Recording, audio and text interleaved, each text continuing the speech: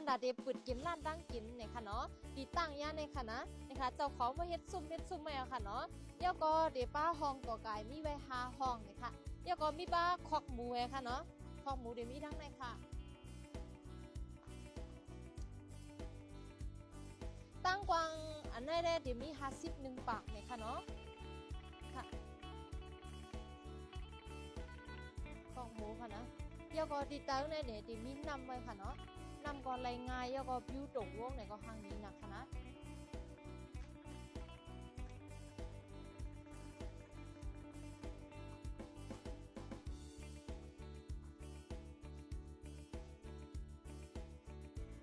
เนี่ยค่ะพี่น้องเขาลูกดินในด้วยว่าเนี่ย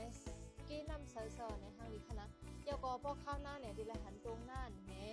ใส่กระเทียมเจอลีนะคะเนาะสังเกตว่าเขาคามาเปิดร้านได้ดีสักทีเดียวค่ะ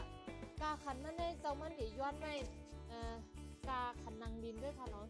40-80 แสนยังมีบัตรคันซื้อคันย่อมมันอยู่นะคะอ๋อห้องเก่าไก่จะได้เนี่ยเจ้าของมันดีปันบ้านหมดๆค่ะนะเดี๋ยวมีดินเนอร์ปอกพวกปังยาวเนี่ยค่ะอ๋อสังเกตว่าพี่น้องเขาสนใจห้องเก่าไก่ที่ในเนี่ยก็กับสึกต้องทำอะไรดีไหมเพราะจะมีมันหมดเลยค่ะเนาะ